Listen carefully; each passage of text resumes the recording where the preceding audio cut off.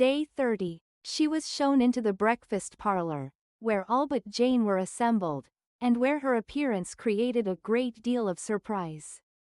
That she should have walked 3 miles so early in the day in such dirty weather, and by herself, was almost incredible to Mrs. Hurst and Miss Bingley, and Elizabeth was convinced that they held her in contempt for it. She was received, however, very politely by them and in their brother's manners. There was something better than politeness, there was good humor and kindness. Mr. Darcy said very little, and Mr. Hurst nothing at all.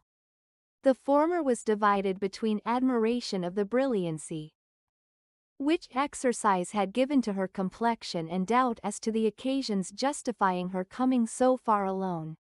The latter was thinking only of his breakfast. Her inquiries after her sister were not very favorably answered.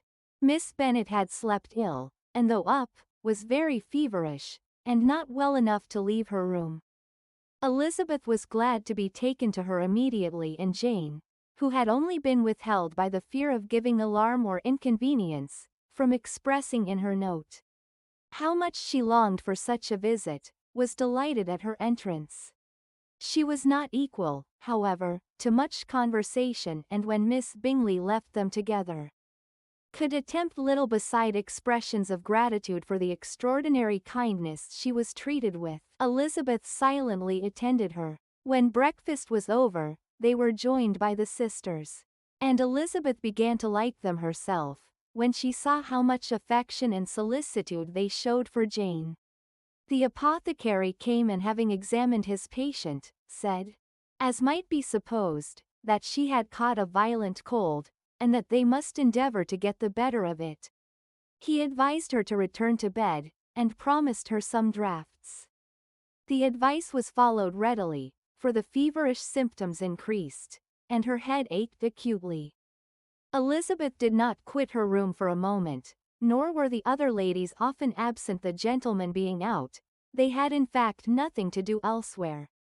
When the clock struck 3, Elizabeth felt that she must go, and very unwillingly said so.